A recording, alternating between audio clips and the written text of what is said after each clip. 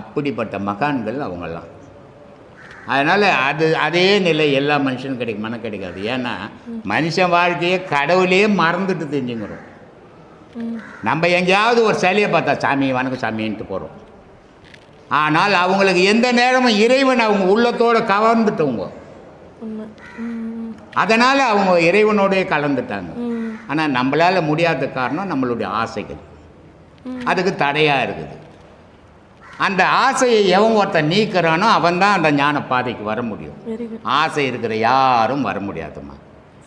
அதனால தான் சொன்னார் திருமூலர், ரொம்ப அழகாக சொல்கிறார், அருமீன் அருமீன் ஆசையே அருமீன், ஈசனுடன் இருப்பினும் ஆசை அருமீன்னார். ஏன்னா உலகம்ன்றது ஒரு மாயை. அந்த மாயைன்னு ஒன்று இல்லைன்னா உலக வாழ்வுன்னு ஒன்று இருக்காது இல்லையா? அப்போ மாயை அவசியம் உலகம் இயங்கிறதுக்கு. ஆனால் கடவுள் தான் ஓணுன்றவனுக்கு மாயை இருக்கக்கூடாது, ஆசை இருக்கக்கூடாது. நீ கடவுளை நான் முடிச்சுட்டேன்னு ஆசைப்பட்டீங்கன்னா உன்னை மாயை உலகத்தில் வச்சு போட்டுட்டான்றாரு. அதனால் சொல்கிறார், அருமீன் அருமீன் ஆசை அருமீன், ஈசனுடன் இருப்பினும் ஆசை. ஈசன்கிட்ட இருக்கும்போது நீ ஆசை இல்லாத இருக்கு. ஆசையை விட விட ஆசை படப்பட ஆய்ந்து வரும் துன்பங்கள். நீ எவ்வளோ ஆசையை வளர்க்குறியோ துன்பமும் சேர்ந்து கும்பலாக வந்துடும். அதனால் சொல்கிறாரு, ஆசை படப்பட ஆய்ந்து வரும் துன்பங்கள், ஆசை விட விட ஆனந்தமாமேனாரு. அதனால் ஆசையை எவன் ஒருத்தன் அறுக்கிறானோ அவன் தான் இறைப்பாதையில் பயணம் பண்ண முடியும்.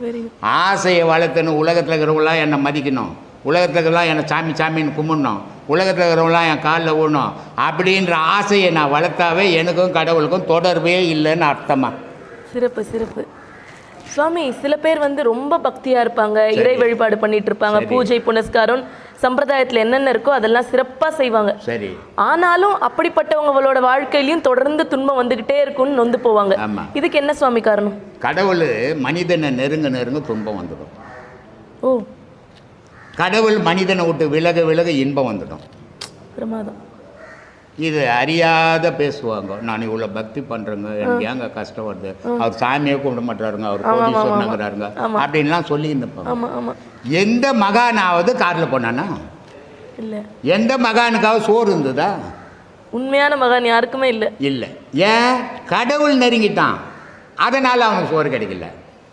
பிரமாதம். அதனால் எவன் ஒருத்தன் அதிகமாக கஷ்டப்படுறானோ, கடவுள் பக்தியில் கஷ்டப்படுறவன், சாதாரண கஷ்டம் உலக கஷ்டம் வேறு, பக்தியில் நல்ல பக்தி பண்ணி எவன் ஒருத்தன் கஷ்டப்படுறானோ கடவுள் அவனை நெருங்குறானோ. எவன் ஒருத்தன் உலக விஷயத்தில் ஓஹோன்னுக்கிறானோ கடவுள் அவனை விட்டு விலகிட்டான்னு அர்த்தம்.